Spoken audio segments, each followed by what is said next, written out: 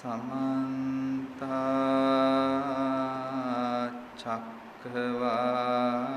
चक्रवालेषु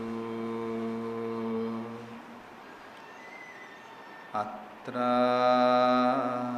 गच्छन्तु देवता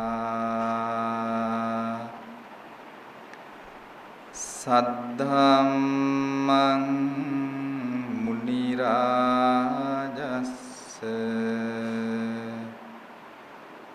सुनन्तु सग्ग मोक्खदं धम्म ශ්‍රවණ කාලෝ අයං භදන්තා ධම්ම ශ්‍රවණ කාලෝ අයං භදන්තා ධම්ම ශ්‍රවණ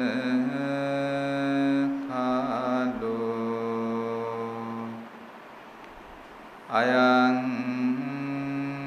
භදන්තා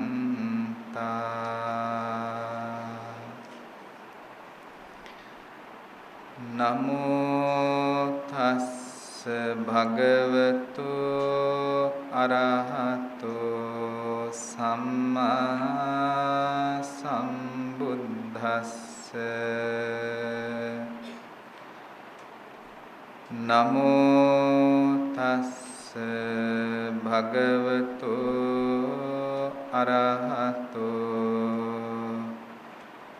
සම්මා සම්බුද්දස්ස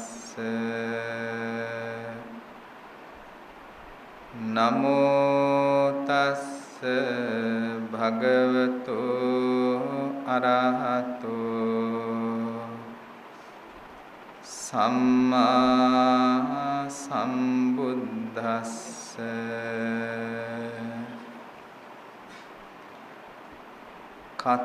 කතමාච භික්ඛවේ සමාධි භාවනා භාවිතා බහුලී කතා දිට්ඨ ධම්ම සුඛ විහාරාය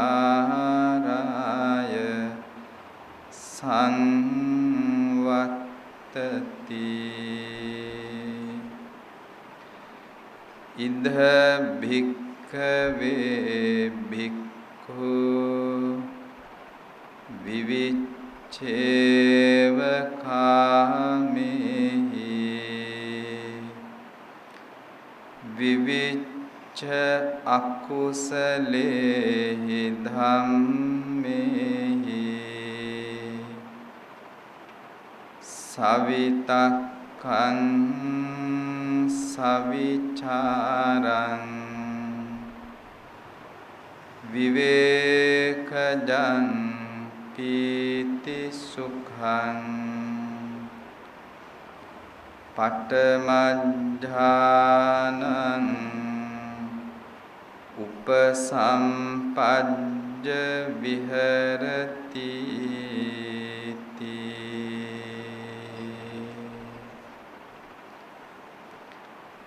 පින්නතුනි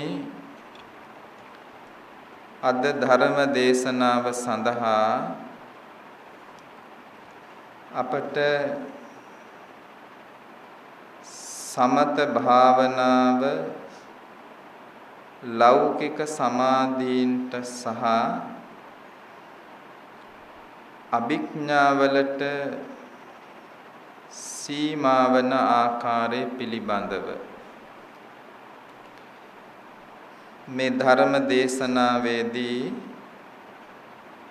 විශේෂයෙන් මේ පිළිබඳවයි අද මේ දේශනාව සිද්ධ කරන්නට අපට ආරාධනා කළේ.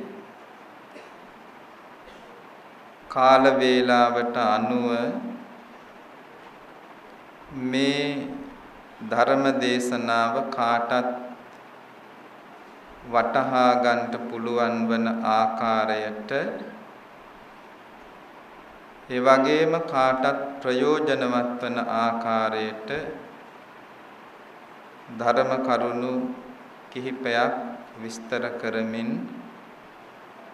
මේ දේශනාව කරන්නට බලාපොරොත්තු වෙනවා. මාතෘකාවේ හැටියට පැයකින් හමාරකින් මේ දේශනාව කරන්නට බෑ. බොහොම බරසාර මාතෘකාවක් තියෙන්නේ. නමුත් පින්නතුනේ අපිට මේ පිළිබඳව යමක් වටහාගෙන ඒ ටික අපේ ජීවිතය තුළ අපිට යම් කිසි අවබෝධයක් ඇති වෙන ආකාරයට යම් සමාධි මාත්‍රයක් හෝ ප්‍රගුණ කරන්නට පුළුවන්කම තිබුණොත් ඒක කාටත් ජීවිතවලට ඊටාම වැදගත් දෙයක් වෙනවා. දැන් මෙහිදී ලෞකික සමාධි පිළිබඳවයි විශේෂයෙන් අපේ අවධානය යොමු කරන්න ඕන කරන්නේ. සමාධියේ ප්‍රධාන කොටස් දෙකක් අපිට හඳුනා ගන්න පුළුවන්. ඒ තමයි ලෞකික සමාධිය, ලෝකෝත්තර සමාධිය කියලා. සමාධි කියන වචනය ඉස්සෙල්ලා අපි තේරුම් ගත්තොත් සමාධිය පිළිබඳව විස්තර කරන්නේ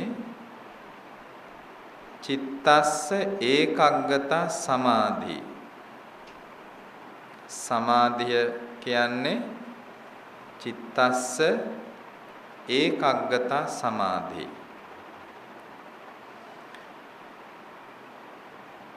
සිතේ ඒකාග්‍රතාවයයි සමාධිය කියලා කියන්නේ. ඒකාග්‍රතාවය කියන්නේ මොකද්ද? එක අරමුණක සිත නැවත නැවත පහළ කර ගැනීම. එක අරමුණක සිත නැවත නැවත පහළ වීම. දැන් එතන නැවත නැවත පහළ වෙනවා කියන්නේ සිත ක්ෂණයෙන් ක්ෂණය හටගන්න එකක් නේ. සිතේ උපාද තිති භංග කියලා අවස්ථා තුනක් තියෙනවා. ඒ කියන්නේ සිත හට ගන්නවා, පවතිනවා, බිඳෙනවා. උපාද තිති භංග. ඔය අවස්ථාවට කියනවා චිත්තක්ෂණයක් කියලා. චිත්තක්ෂණයක්. චිත්තක්ෂණය කියන්නේ සිතට සීමා වූ ඊටාම කුඩා කාලයක්. චිත්තක්ෂණයක්. එතකොට මේ සිත ක්ෂණයෙන් ක්ෂණය බිඳි බිඳි නැවත නැවත හට ගන්නවා. කොහෙද හටගන්නේ? අරමුණු වල. සිත හටගන්නේ අරමුණු වල. එතකොට අරමුණු කිව්වහම සීමාවක් නැහැ. අප්‍රමාණ අරමුණු වල මේ සිත ඊටාම වේගෙන් බිඳි බිඳි නැවත නැවත හට ගන්නවා. ඒක අපිට තේරුම් ගන්නට පුළුවනි බොහොම නිදහස්ව පැත්තකට වෙලා S2 පියාගෙන මේ සිත කොහොමද ඇතිවන්නේ හටගන්නේ කියලා විපරම් කරනකොට අපිට තේරෙනවා මේ පරිසරයේ තිබෙන විවිධාකාර ශබ්ද අපිට ඇහෙනවා. සෑම ශබ්දයක්ම ඇහෙන්නේ ඒ ශබ්ද වෙන වෙනම අරමුණු කිරීම නිසායි. දැන් S2 අරගෙන හිටියොත් විවිධාකාර වූ දේවල් අපිට පේනවා. පේනවා කියන්නේ ඒ රූප වෙන වෙනම සිතින් අරමුණු කරන්නට ඕනේ. කල්පනා වෙන දේවල් මතක් වෙන දේවල් සීමාවක් නැහැ. එතකොට එහෙමනම් මේ සිත එක අරමුණකද හටගන්නේ විවිධාකාර වූ අරමුණු වල වේගෙන් අපේ සිත හටගන්නවා. ඒ වේගෙන් හටගන්න සිත එකම අරමුණක නැවත නැවත ඒ අරමුණේම හට ගැනීමට පුහුණු කරන්නට පුළුවන් නම් ඒකට කියනවා චිත්ත ඒකාග්‍රතාවය. සිතෙහි ඒකාග්‍රතාවය. සෑම ක්ෂණයකම එකම අරමුණක නැවත නැවත මේ සිත හට ගැනීමට සැලැස්වීම. ඒක කරන්න පුළුවන් දෙයක්. ඒක කරන්න නම් එකම අරමුණක් නැවත නැවත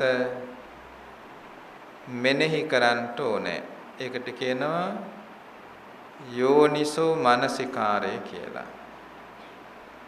යෝනිසෝ මනසිකාරය. යෝනිසෝ මනසිකාරය කියන්නේ මොකද්ද? එක අරමුණක මේ සිත නැවත නැවත පිහිටුවමින් ඒ සිත මෙනෙහි කිරීම. ඒ අරමුණ මෙනෙහි කිරීම. දැන් අපි හිතමු උදාහරණයක් හැටියට ආස්වාස ප්‍රස්වාස අරමුණ මෙනෙහි කරන කෙනෙක් මේ ඇතුළු වන හුස්මත් පිට වෙන හුස්මත් අරමුණු කරමින් මේ ආස්වාස ප්‍රස්වාස ක්‍රියාවලිය නැවත නැවත අරමුණු කරනවා. එහෙම අරමුණු කරනකොට මෙය පුරුදු කරනකොට මේ සිතෙහි එක අරමුණක සිත පිහිටවා තබා ගැනීමට පුරුදු කරගන්න පුළුවන්. එක අරමුණක සිත පවත්වා ගැනීමට පුරුදු කරගන්න පුළුවන්. දැන් මේ විදිහට පින්නතුනි මේ සිත එකම අරමුණේ හට ගැනීම සඳහා භාවනා කිරීම එහෙම නැත්නම් අනුපස්සනා කිරීම ඔය යෝනිසෝ මනසිකාරය තුලින් මේ සිත ඒකාග්‍රතාවයට පත්වීම නිසා අපි ඒකට වචනයක් කියනවා චිත්ත සමාධිය කියලා. චිත්ත සමාධිය.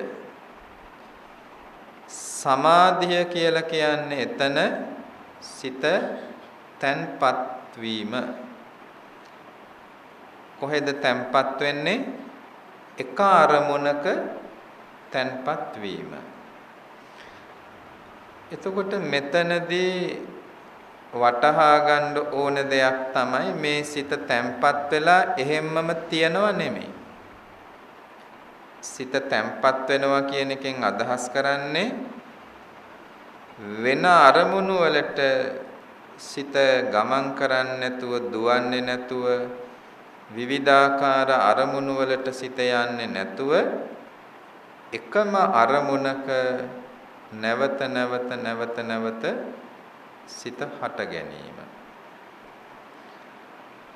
ඒකට තමයි සිත තැම්පත් වෙනවා කියන්නේ.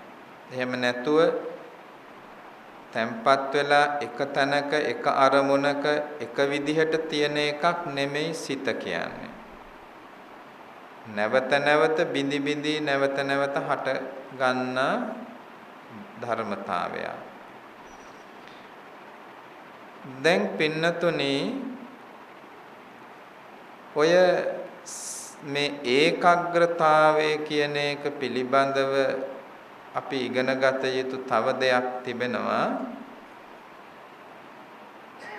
ඒකාග්‍රතාවය අභිධර්මයේ එන චෛතසික උගන්වන පිළිවෙලට අනුව ඒකාග්‍රතාවය කියලා කියන්නේ සබ්බචිත්ත සාධාරණ චෛතසිකයක්. සබ්බචිත්ත සාධාරණ චෛතසික 7ක් තියෙනවා. පස්ස වේදනා සංඥා චේතනා ඒකාග්‍රතා ජීවිතේන්ද්‍රිය මනසිකාර කියලා. එතකොට ඔය 7ට අයිති චෛතසිකයක් මේ ඒකාග්‍රතා චෛතසිකය. එතකොට සබ්බචිත්ත සාධාරණ චෛතසිකයක් වශයෙන් මේ ඒකාග්‍රතා චෛතසිකය කුසල් සිත්වලත් අකුසල් සිත්වලත් විපාක ක්‍රියා සිත්වලත් හට ගන්නවා. එතකොට ඒකාග්‍රතා චෛතසිකය අකුසල් සිත් සමගත් හට ගන්නවා. ඒකට හේතුව තමයි දැන් අකුසල සිතක් හටගන්න අකුසල අරමුණකට හිත යන්න ඕනේ. අකුසල අරමුණකට හිත පිහිටවන්න ඕනේ අකුසල් සිතක් හටගන්න. අකුසල අරමුණේ සිත පිහිටවීමට කියනවා අකුසල ඒකාග්‍රතාවය කියලා. අකුසල් සිතේ හිත පිහිටවනවා නම් ඒ අකුසල් සිතේ හිත පිහිටවීමට උපකාරී වන ඒකාග්‍රතාවයට අකුසල ඒකාග්‍රතාවය කියලා කියනවා. දැන් පින්නතුනි අපි ඉගෙන ගන්නට ඕනේ ඔය ඒකාග්‍රතාවය කියන මේ චෛතසිකය එහෙමනම් කුසල අකුසල භේදයකින් තොරව සෑම සිතකම හටගන්නා පොදු චෛතසිකයක් සබ්බචිත්ත සාධාරණ චෛතසිකයක්. දැන් ඊළඟට මේ ඒකාග්‍රතා චෛතසිකය අපිට වැඩි දියුණු කරන්න පුළුවන් කුසල සිතත් එක්ක. මේ ඒකාග්‍රතා චෛතසිකය වැඩි දියුණු කරන්න පුළුවන් කුසල සිතත් එක්ක. කුසල සිතත් එක්ක කොහොමද මේ ඒකාග්‍රතා චෛතසිකය වැඩි දියුණු කරන්නේ? ඒ සඳහා අනුගමනය කරන්නට ඕන කරනවා අර මුලින් මතක් කළ යෝනිසෝ මනසිකාරය. යෝනිසෝ මනසිකාරය. දැන් ඔය යෝනිසෝ මනසිකාරය ඇතුව මෙනෙහි කරන කර්මස්ථාන තිබෙනවා 40ක්. මේ සිතෙහි ඒකාග්‍රතාවය වැඩි දියුණු කරන කර්මස්ථාන 40ක් තියෙනවා. පින්නතුන්ලාට ඒ පිළිබඳව වැදගත් අධ්‍යයනයක් කරන්නට පුළුවන්. විසුද්ධි මාර්ගයේ තිබෙනවා කර්මස්ථාන නිර්දේශය කියලා කොටසක්. එහි සම 40 කර්මස්ථාන පිළිබඳව විස්තරයක් තියෙනවා. දැන් ඔය කර්මස්ථාන 40න් එක කර්මස්ථානයක් පුහුණු කරමින් පුරුදු කරමින් මේ ඒකාග්‍රතා චෛතසිකය වැඩි දියුණු කරනවද? එහෙම නැත්නම් එක අරමුණක මේ සිත පිහිටවා තබන්නට පුරුදු කරනවද? මේ සිතෙහි අර සමාධිය කියන ස්වභාවය ඇති කරගන්න පුළුවන්කම ලැබෙනවා. එතකොට පින්නතුනි ඒ සමාධිය මුලින් ආරම්භක අවස්ථාවේ ඉඳලම මේ සමාධිය හඳුන්වනවා ලෞකික සමාධිය කියලා. ලෞකික සමාධිය කියන්නේ ලෞකික සිත්වල හටගන්න ඒකග්ගත චෛතසිකය. එහෙම නැත්නම් ලෞකික සිත්වල හටගන්න සමාධිය. එතකොට දැන් අපි තේරුම් ගන්න ඕනේ ලෞකික ලෝකෝත්තර කියලා කියන්නේ මොකක්ද කියලා. එතකොට ලෞකික සමාධිය ලෝකෝත්තර සමාධිය කියන එක අපිට තේරුම් ගන්න පුළුවන් මොකද්ද මේ ලෞකික ලෝකෝත්තර කියන්නේ. දැන් පින්නතුනි මේ ලෞකික කියලා කියන්නේ ලෝක ඉක ලෞකික කියලා මේ වචනේ සකස් වෙනවා. මේ ඉක ප්‍රත්‍ය යෙදීම නිසා එතන අර්ථවත් වෙනවා එයට අයිති වූ ලෝකයට අයිති වූ ලෝකයට අයිති වූ කියන අදහස තමයි ලෞකික කියලා කියන්නේ. එතකොට මෙතන ලෝකය කියන එකේදී අපි තේරුම් ගන්න ඕනේ මොකද්ද මේ ලෝකය කියන්නේ? යම් දෙයක් ඇති වෙනවද වෙනස් වෙනවද විපරිණාමයටපත් වෙනවද ඒ වෙනස් වෙන සෑම ධර්මතාවයකටම කියනවා ලෝකය කියලා. ලෝකය කියන්නේ වෙනස් වෙන සෑම ධර්මතාවයක්ම. එතකොට වෙනස් වෙන විපරිණාමයටපත් වෙන සෑම ධර්මතාවයක්ම කිව්වහම නිවන හැර අන් සියලුම දේවල් ලෞකික ධර්මතා. නිවන හැර අන් සියලුම දේවල් ලෞකික ධර්මතාවලට වැටෙන්නේ. දැන් ඔතනදී නිවන හඳුන්වනවා ලෝකෝත්තර කියලා. ලෝකෝත්තර කියන්නේ ලෝක ස්වභාවයෙන් ඈතර වූ ලෝක ස්වභාවයේ ඉක්මවා ගිය මොකද්ද ලෝක ස්වභාවය කියන්නේ? ඇති වෙනවා, පවතිනවා, නැති වෙනවා, වෙනස් වෙනවා, විපරිණාමයටපත් වෙනවා, අනිත්‍යයටපත් වෙනවා.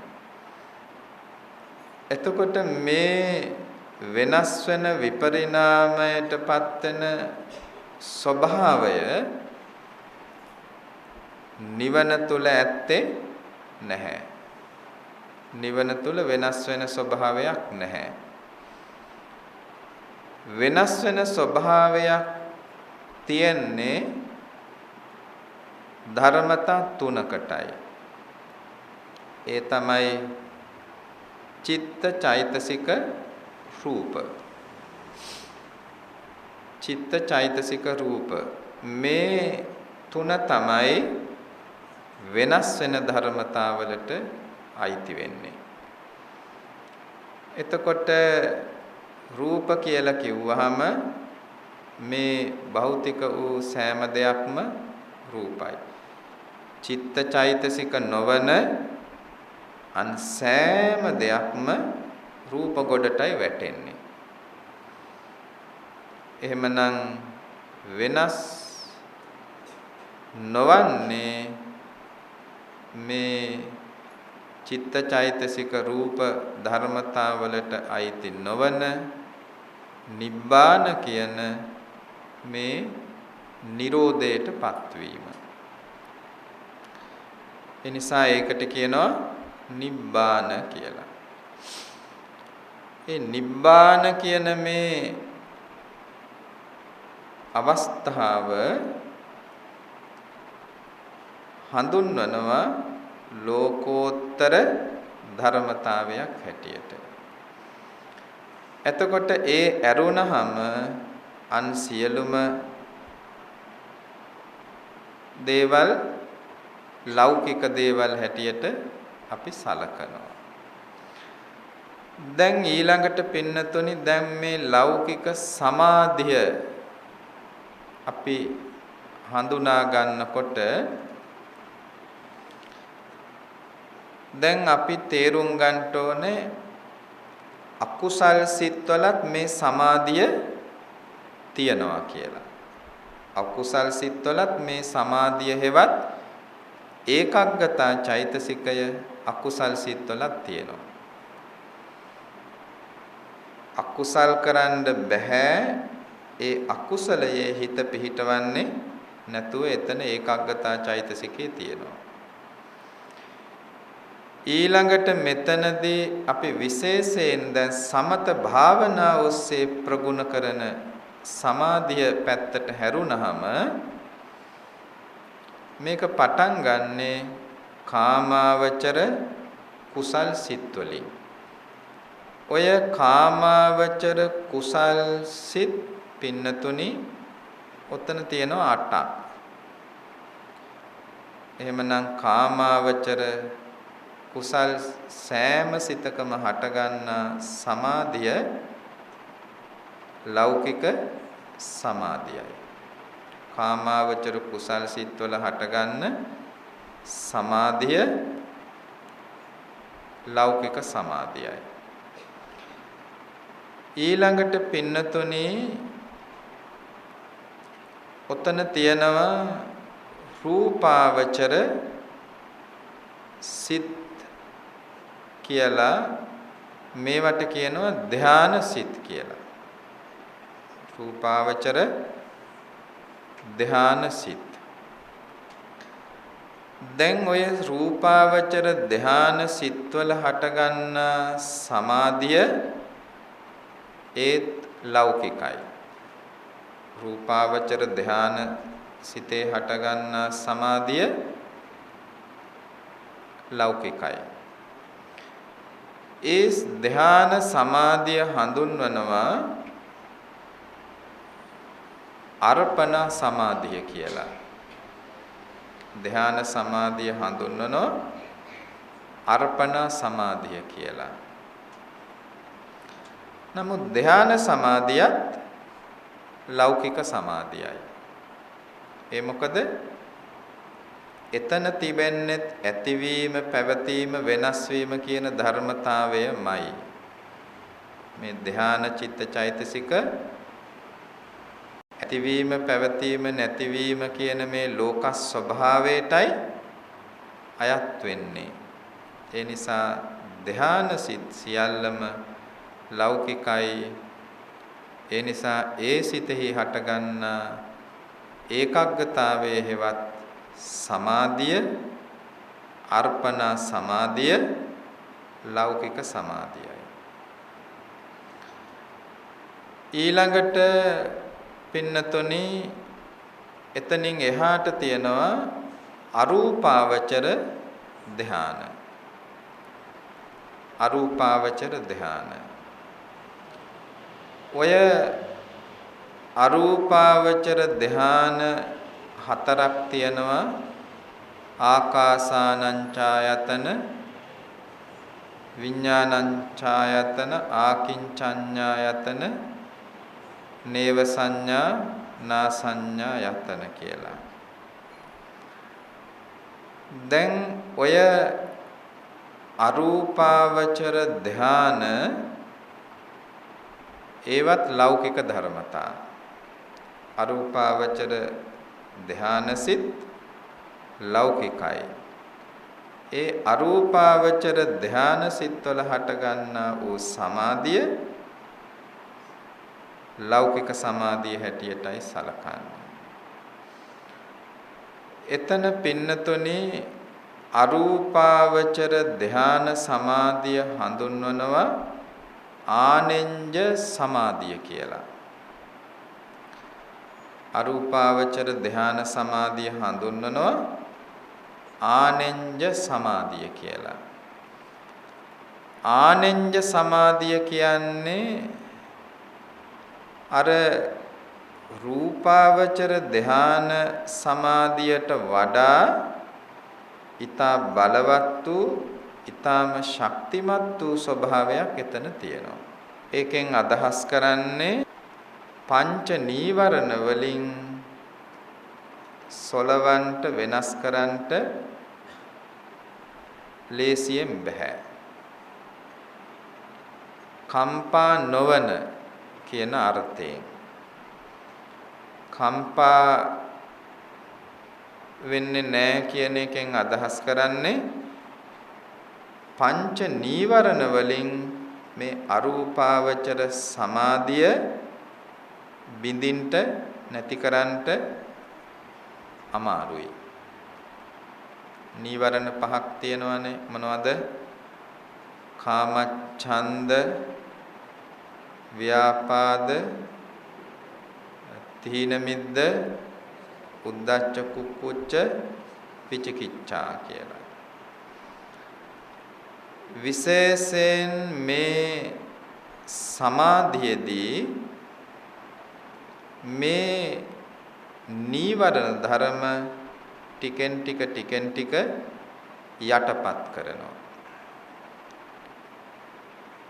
මේ නීවරණ ඒකාග්‍රතාවය එහෙම නැත්නම් සමාධිය මුල් කරගෙන කාමාවචර කුසල් වලදීත් කාමාවචර කුසල් සිත් වලදීත් මේ නීවරණ ධර්ම යටපත් වෙනවා.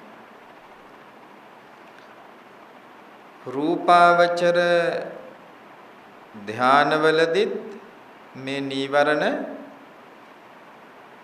තදින් යටපත් වෙනවා. අරූපාවචර ධානවලදී මේ නීවරණ පහ ඊටාම තදින් යටපත් වෙනවා. දැන් ඔය කාමාවචර කුසල් සිත්වල තිබෙන ස්වභාවයක් තමයි නීවරණ ධර්මයන් යටපත් වෙනවා කියලා කියන්නේ කුසල් සිත පවතින කාලය තුල නීවරණයන්ගේ නැගී සිටීමක් නැහැ.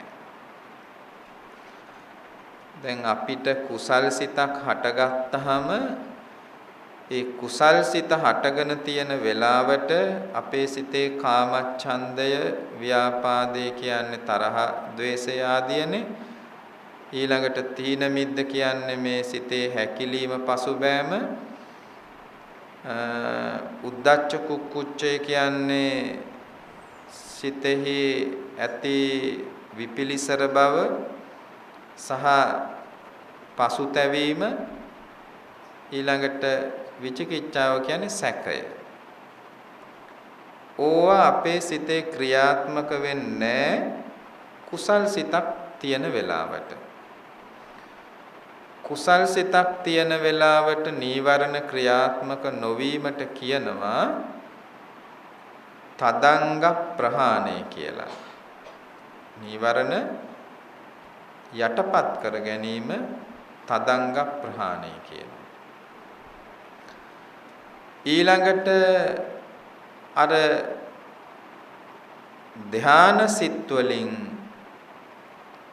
ධ්‍යාන සමාධිය එහෙම නැත්නම් ධ්‍යාන සිත්වල තියෙන ලෞකික සමාධිය ඒක අපි නම් කළා අර්පණ සමාධිය කියලා.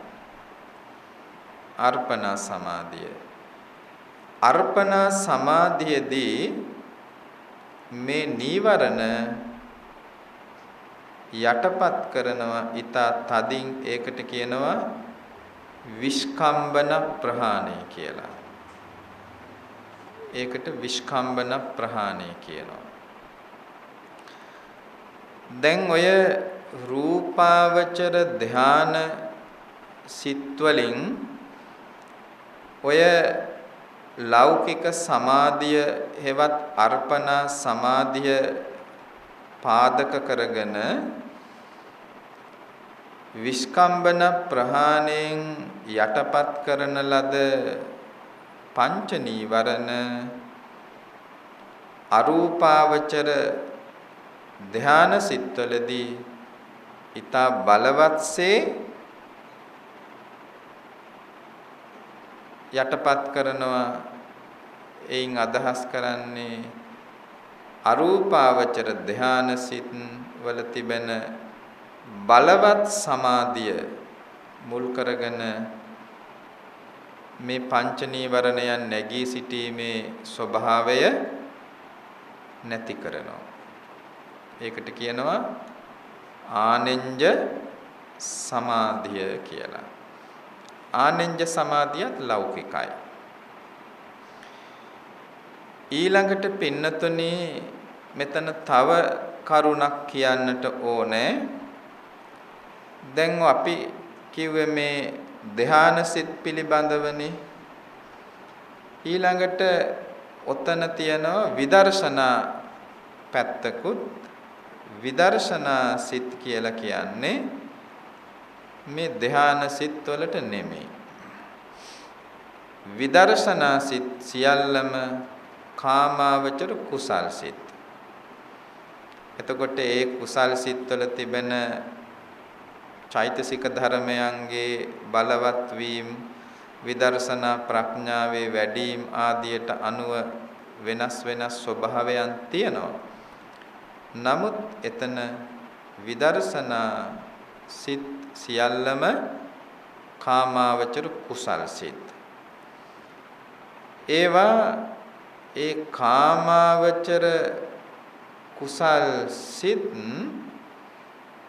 විදර්ශනා සිත් හැටියට පහළ වෙනකොට නාම රූප ධර්ම අරමුණු කරමින් ඒ නාම රූපයන්ගේ යතහ තත්වය අවබෝධ කරගනිමින් හටගන්නා සිත්. ඒ නිසා ඒ සිත්වලට කියනවා ඥාන සම්පයුක්ත කුසල් සිත් කියලා. දැන් පින්නතුනි ඔය සියලුම විදර්ශනා ඥාන ඒ සියල්ලම ලෞකිකයි. විදර්ශනා ඥාන සියල්ලම ලෞකිකයි. දැන් උදයබ්බය ඥානයේ සිට ඔය සංඛාරූපේක්ඛා ඥානය දක්වා ගත්තහම ඒ සියලුම විදර්ශනා ඥාන සියල්ලම ලෞකිකයි. ඊළඟට ඔය සෝවාන් මාර්ග චිත්ත වීතිය හට ගන්නකොට එතන සෝවාන් මාර්ග චිත්ත වීතියේදී පරිකර්ම උපචාර අනුලෝම ගෝත්‍ර භූ මාර්ග ඵල කියලා චිත්තක්ෂණ කීපයක් හට ගන්නවා. ඔතනදී ඔය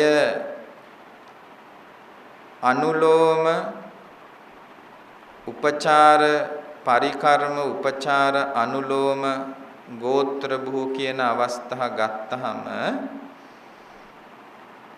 එතනදී පරිකර්ම උපචාර අනුලෝම කියන මේ සිත් හටගන්නේ පංචස්කන්ධය අරමුණු කරගෙනයි. පරිකර්ම උපචාර අනුලෝම කියන මේ සිත් හටගන්නේ පංචස්කන්ධය අරමුණු කරගෙන.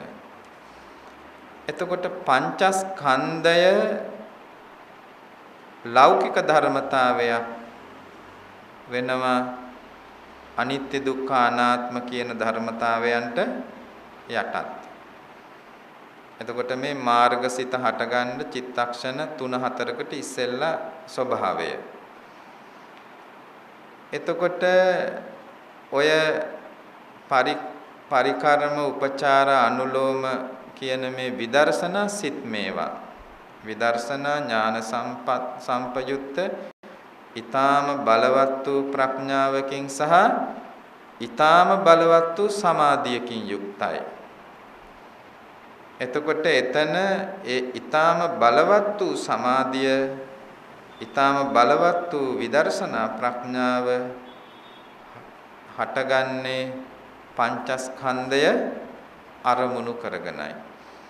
එහෙමනම් එතනත් සමාධිය හටගන්නේ පංචස්කන්ධය අරමුණු කරගෙන. එතකොට පංචස්කන්ධය ලෞකික ධර්මතාවයක් නිසා එතන හටගන්නා සමාධියත් ලෞකිකයි. ඊළඟට පින්නතුනේ ඔතන තියෙනවා ගෝත්‍ර භූ කියලා කාමාවචර අවසාන සිත මාර්ගසිතට ඉස්සෙල්ලා හටගන්න.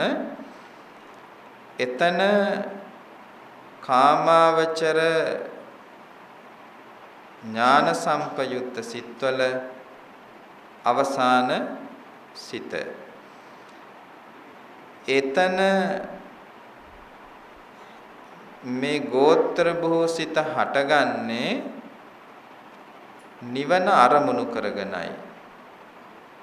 නිවන අරමුණු කරගෙන හටගත්තට මෙය කාමාවචර ඥාන සම්පයුක්ත කුසල් සිතක්. ඒ කාමාවචර ඥාන සම්පයුක්ත කුසල් සිතක් නිසා සමාධියත් එතන කාමාවචර සමාධියක්. ඒකත් ලෞකිකයි. එතකොට එහෙමනම් ගෝත්‍ර භූසිත දක්වාම සමාධිය ලෞකික සමාධිය. එතනින් එහා පැත්තේ තියෙන මාර්ගසිත මාර්ගසිත ආරමුණු කරන්නේ නිවන. මාර්ගසිත නිවන අරමුණු කරගෙන ඊළඟට එතන හට ගන්නවා මේ සමාධිය ඇතුළු සියලුම මාර්ග චෛතසික මේ සම්මා දිට්ඨි සම්මා සංකප්ප සම්මා වාචා ආදී වශයෙන් අපි ආර්ය අෂ්ටාංගික මාර්ගයේ කියන මේ චෛතසික 8ම හට ගන්නවා සමාධි චෛතසිකයත් එක්ක. එතකොට ඒ සියලුම චෛතසික ධර්ම මාර්ගසිතෙහි හට ගන්නා නිසා ඒවා මාර්ග ධර්ම බවට පත් වෙනවා. නිවන අරමුණු කරගෙන හට ගන්න නිසා ලෝකෝත්තර ධර්ම බවට පත් වෙනවා. සමාධිය ඇතුළු සියලුම චිත්තචෛතසික ධර්ම ලෝකෝත්තර ධර්ම බවට පත් වෙනවා. ලෝකෝත්තර සමාධිය ලෝකෝත්තර සමාධිය. එතකොට ඔය දක්වා ඔය මාර්ගඵල සිත්වල හටගන්න සමාධිය හැරුණහම සියලු විදර්ශනා ඥානවලත් සියලු ධාන සිත්වලත් සියලු කාමාවචර කුසල්වලත් හටගන්නා වූ සමාධිය කාමාවචර සමාධියයි. මේ ලෞකික සමාධියයි. කාමාවචර සිත්වල හටගන්න සමාධිය කාමාවචර සමාධිය, රූපාවචර සිත්වල හටගන්න සමාධිය රූපාවචර සමාධිය, අරූපාවචර සිත්වල හටගන්න සමාධිය අරූපාවචර සමාධිය. මේ ඔක්කොම ලෞකිකයි. දැන් පින්නතුනේ ඊළඟට දැන් ඔය විදිහට ප්‍රගුණ කරන සමාධිය දැන් ඔය සමාධිය කියන ස්වභාවයේ තිබෙන ලෞකිකත්වයයි ඔය පැහැදිලි කළේ. කොහොමද ලෞකික සමාධිය මේ ධාන සිත්වලදී ස්වභාවය පින්නතුල්ලාට අපි මාතෘකා කළා මේ සමාධි භාවනා සූත්‍රයේහි එන කොටසක් ඔය අංගුත්තර නිකායේ චතුක්ක නිපාතේ මේ රෝහිතස්ස වර්ගයේ එන සමාධි භාවනා සූත්‍රය. ඔය සමාධි භාවනා සූත්‍රයෙහි මේ සමාධිය ගැන ඊටාම වැදගත් වූ මේ විස්තරයක් ඔතන තියෙනවා. ඒකෙදි ප්‍රථම ධානයේ පිළිබඳව මම මාතෘකා කළේ කතමාච භික්ඛවේ සමාධි භාවනා භාවිතා බහුලී කතා ditta ධම්ම සුඛ විහාරාය සංවත්තති ඉද භික්ඛවේ භික්ඛු විවිච්ඡේව කාමේහි විවිච්ඡ අකුසලේහි ධම්මේහි සවිතක්කං සවිචාරං විවේකජං පීතිසුඛං පඨමඥානං උපසම්පජ්ජ විහෙරති. ඔතන පින්නතුනි මේ ditta ධම්ම සුඛ විහාරාය ditta ධම්ම සුඛ විහාරාය කියන්නේ මේ මෙලව සැපයටපත් වෙලා වාසය කිරීම. මෙලව සැපයටපත් වෙලා වාසය කිරීම. එතකොට මෙලව සැපයටපත් වෙලා වාසය කරනවා කියන එකේදී අදහස් කරන්නේ එතන මොකද්ද මෙතන කියන සැපය මේ කාමාවචර ස්වභාවය නෙමෙයි. කාමාවචර ස්වභාවය ගත්තහම පින්නතුනි ඒක පංචකාමය තියෙන්නේ. කාමාවචර ස්වභාවය තුල තියෙන්නේ පංචකාමය.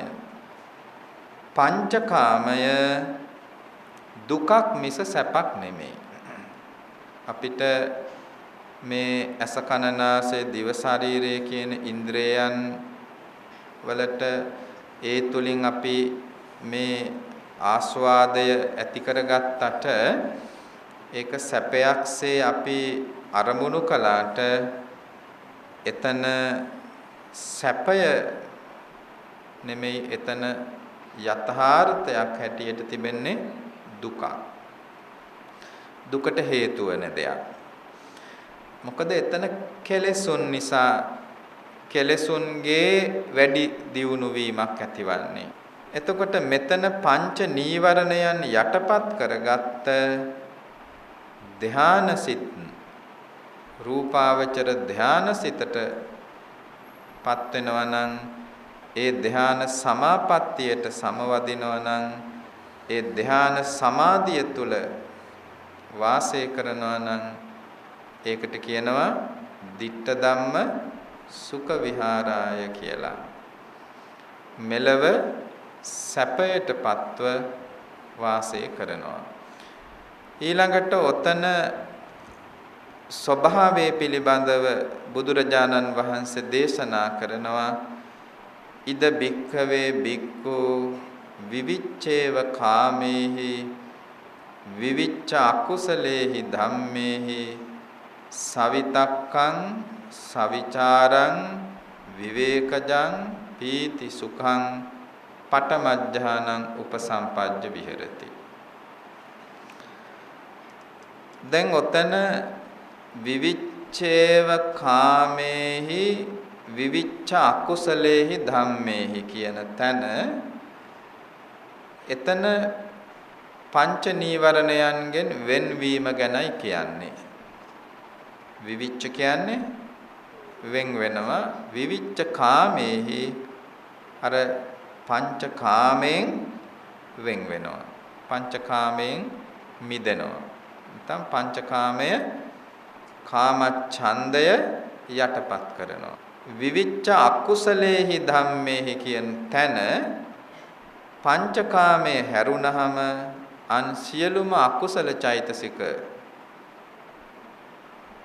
ව්‍යාපාද තීන මිද්ද උද්ධච්ච කුක්කුච්ච විචිකිච්ඡා කියන මේ ඊතුරු නීවරණ හතරත් සියලු අකුසල ධර්මත් යටපත් කරනවා. ඒකට කියනවා විවිච්ඡේව අකුසලේහි ධම්මේහි.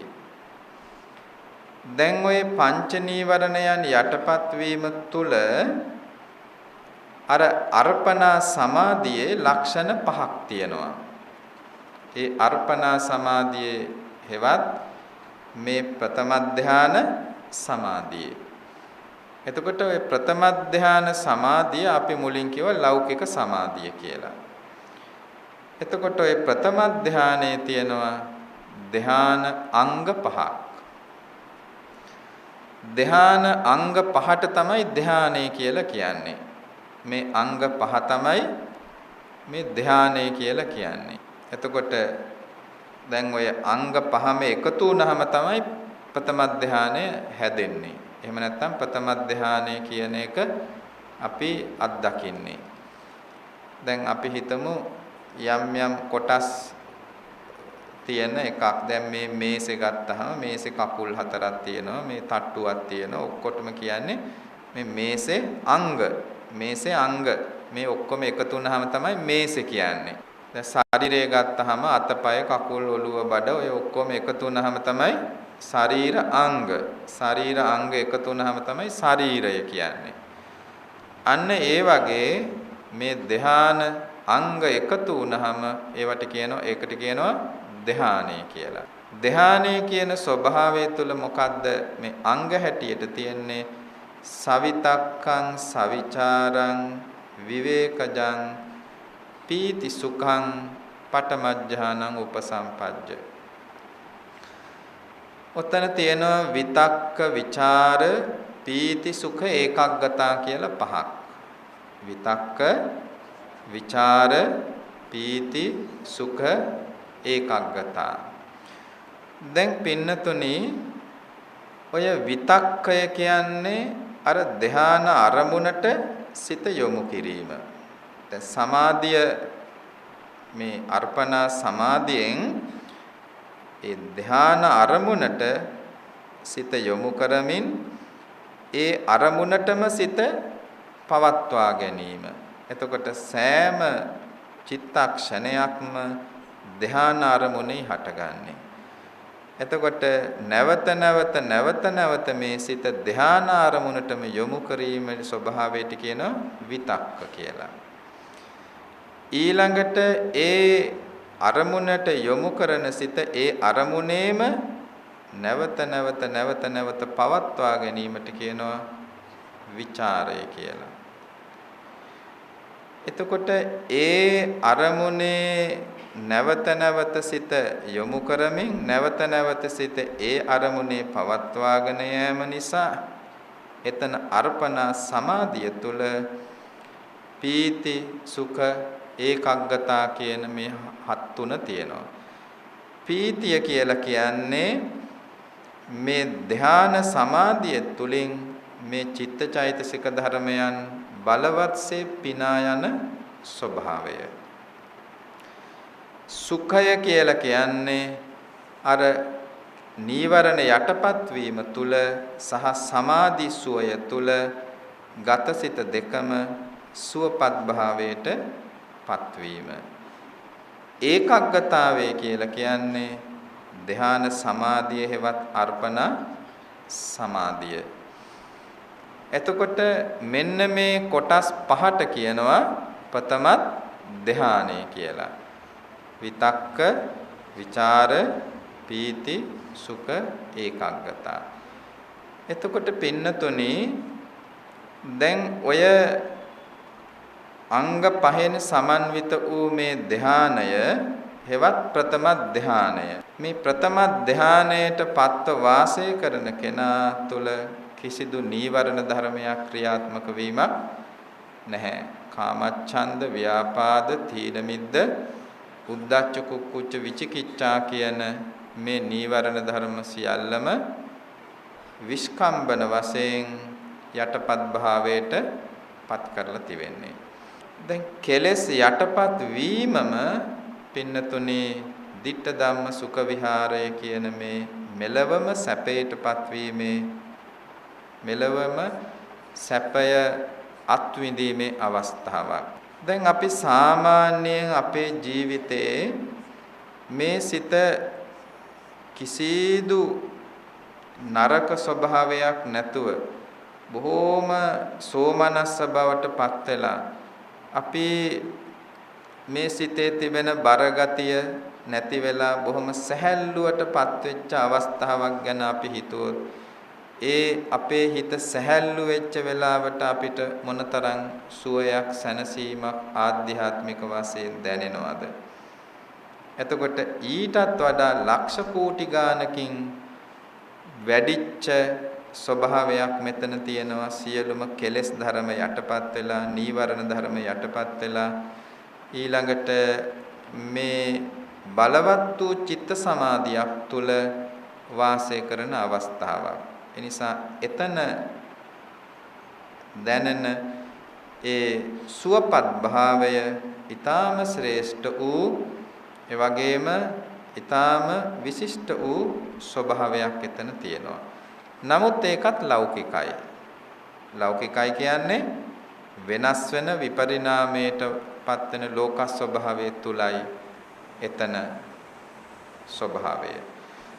ඒ ධ්‍යාන සිත රූපාවචර කුසලයක් නිසා එහි විපාක වශයෙන් රූපාවචර බඹලව ඉපදුනොත් ඒ එතනත් හටගන්නේ පංචස්කන්ධයයි. ඒ නිසා ඒකත් ලෞකික ධර්මයක්. ඊළඟට පින්නතුනි සාමාන්‍යයෙන් ඊතුරු ටික නාමික වශයෙන් පොඩ්ඩක් පැහැදිලි කරන්නම්. දැන් ඔය විදිහට ප්‍රථම ධානයේට, ဒုတိ ය ධානයේට, තතිය ධානයේ දක්වා මේ ධානයේ ඉදිරියට අරගෙන ගියොත් ඒ වගේ ධානාංග වල වෙනස්කම් තියෙනවා. දෙවෙනි ධාන සිතේ ධානාංග අඩුයි, තුන්වෙනි ධාන සිතේ ඊටත් අඩුයි, හතරවෙනි ධානය වෙනකොට උපේක්ඛාවත් ඒකාග්‍රතාවයත් විතරයි තියෙන්නේ. එතකොට ඒ තරම් බලවත් වූ චිත්ත ඒකාග්‍රතාවයකට ගිහිල්ලා එතකොට ඔය චතුත්ථ ධානයට ගිහාම ඔය චතුත්ථ ධානය පස් ආකාරයකට ප්‍රගුණ කරන්න ඕනේ. ප්‍රථම ධානයත්, ဒုတိ ය ධානයත්, තතිය ධානයත් ඔය ඔක්කොම එහෙම ප්‍රගුණ කරන්න ඕනේ. ඊළඟට චතුත්ථ ධානයත් ඔය විදිහට ප්‍රගුණ කරන්න ඕනේ. ඒකට කියනවා පංච වසිතාව කියලා. පංච වසිතාවෙන් ප්‍රගුණ භාවයටපත් කළාම ඒකෙ තිබෙන ස්වභාවය තමයි ඊටාම ඇසිපිල්ලම් ගහන ෂණයක් තුල චතුත්ථ ධානයට සමවදින්න පුළුවන්. ඇසිපිල්ලම් ගහන ෂණයක් තරම් ඊටා කුඩා කාලයක් තුල චතුත්ථ ධ්‍යානට සමවදින්න පුළුවන් ස්වභාවය ඇති කර ගන්නවා අර පංච වසිතාවෙන් ප්‍රගුණ භාවයට පත් කළාම. එහෙම පංච වසිතාවෙන් ප්‍රගුණ භාවයට පත් කළාම ඊළඟට අභිඥාවට පාදක කර ගන්නවා. අභිඥා කියලා කියන්නේ මේ බලාපොරොත්තුවට පත්වීම කියන එකයි. එතන මොනවද බලාපොරොත්තුව හැටියට තියෙන්නේ? ඉද්දිවිදං දිබ්බසෝතං පරචිත්ත විජානනං පුබ්බේ නිවාසානුසති දිබ්බ චක්කු. ඔය කියන පහට කියනවා පංච අභිඥා කියලා. ඒ පංච අභිඥා උපදවන ස්වභාවය ගත්තහම පින්නතුනි දැන් අපි හිතමු දැන් ඔය චතුත්ථ ධානයට සමවැදිලා ඒ චතුත්ථ ධානයෙන් අදිෂ්ඨාන කරනවා මේ අභිඥා නුවණ පහළ වීම සඳහා. එතකොට ඒ අභිඥා නුවණ පහළ වීම සඳහා කරන ඒ සමාධිය වැඩිම චතුත්ථ ධාන සමාධිය අභිඥා නුවණ දක්වා අභිඥා නුවණට හරවන්න ප්‍රගුණ කරන එතෙන්ට කියනවා අභිඥා සඳහා පරිකර්ම කරනවා කියලා. එතකොට එතන ගත්තහම පින්නතුනි අභිඥා පහක් මතක තියාගන්න ඕනේ. ඉද්දිවිද දිබ්බසෝත ඉද්දිවිදං දිබ්බසෝතං පරචිත්ත විජානනං පුබ්බේ නිවාසානුසති දිබ්බ චක්කු. ඔය පහ. එතකොට ඔය පහ උපදවන්න පුළුවන්කම ලැබෙන්නේ චතුත්ථ ධානයේ දක්වා ලෞකික සමාධිය වඩලා ළඟට ඒ සමාධිය පංච වසිතාවෙන් ප්‍රගුණ භාවයට පත් කරගත්තහමයි. ඊළඟට ඔතනදි පින්නතුනි දැන් අපි මේ සීමා වීම කියලා කිව්වේ මේ ලෞකික සමාධිය ධානවලටත් අභිඥාවලටත් සීමා වීම. එතකොට සීමා වීම කියලා කියන්නේ ඔතනින් ওই ලෞකික සමාධිය තුළ යන්න පුළුවන් ඔච්චරයි. පංච අභිඥාවලට යන්න පුළුවන්. නේව සංඥා නා සංඥා යතනේ දක්වා යන්න පුළුවන්. නමුත් ඒ සමාධියම විදර්ශනාවට වැඩුවොත් දැන් අර එකේ තියෙනවනේ ධාන අංග. දැන් විතක්ක විචාර පීති සුඛ ඒකග්ගතා කියන මේ පහ අපි කියවනේ චෛතසික ධර්මයි ලෞකික ධර්මයි කියලා. ලෞකික ධර්ම නම් එතන ඒවා ඇති වෙනවා නැති වෙනවා. ඒ ධානාංග පහේ ඇති වෙන නැති වෙන ස්වභාවය අරගෙන ඒක විදර්ශනාවට වඩලා අනිත්‍ය ප්‍රකට කරගෙන ඒ විදර්ශනා මාර්ගය තුළ අර එතනින් හැරෙන්න පුළුවන් ලෝකෝත්තර නිර්වාණ මාර්ගඵල දක්වා එතනින් හැරෙන්න පුළුවන්. ඔන්න ඔය ටික තමයි මේ ලෞකික සමාධිය තුළ සීමාව හැටියට අපිට දකින්න පුළුවන් පංච අභිඥා සහ නේව සංඥා නා සංඥා යතනේ දක්වා තිබෙන අරූපාවචර සමාධිය. දැන් පින්නතුන් ඔය සමාචිත්ත ඒකග්ගතාවය අපට යම්කිසි සුළු මාත්‍රයකින් හෝ එක අරමුණක සිත පවත්වා ගැනීම කියන කුඩා තැනට හරිපත් කරගන්න පුළුවන් නම් ඒ තුළ තාම සිතේ නිවීමක් සැනසීමක් ලොකු සිතේ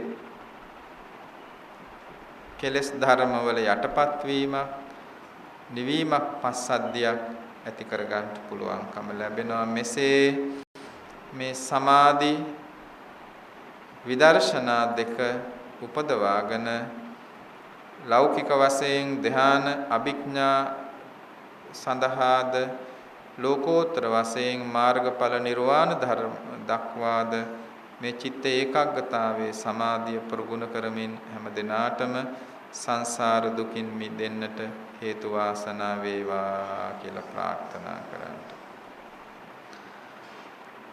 ආකාසට්ඨා ච බුම්මට්ඨා දේවා නාග මහිද්దికා පුඤ්ඤන්තං අනුමෝදිත්වා චිරං රක්ඛන්තු බුද්ධ ශාසනං ආකාසට්ඨා ච බුම්මට්ඨා දේවා නාග මහිද්దికා පුඤ්ඤන්තං අනුමෝදිත්වා චිරං රක්ඛන්තු බුද්ධ දේශනං ආකාසට්ඨා ච බුම්මට්ඨා දේවා නාග මහිද්దికා පුඤ්ඤන්තං අනුමෝදිත්වා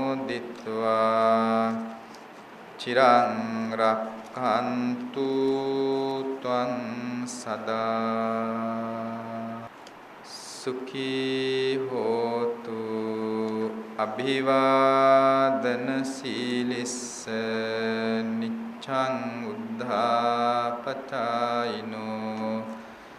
චත්තාරෝ ධම්මා වඩ්ඩන්තු ආයුවන්නෝ සුඛං බලං ආයුරාෝග්‍ය සම්පatti සග්ග සම්පatti මේවච අතෝ නිබ්බාන සම්පatti ඉමිනාතේ සමිජ්ජතු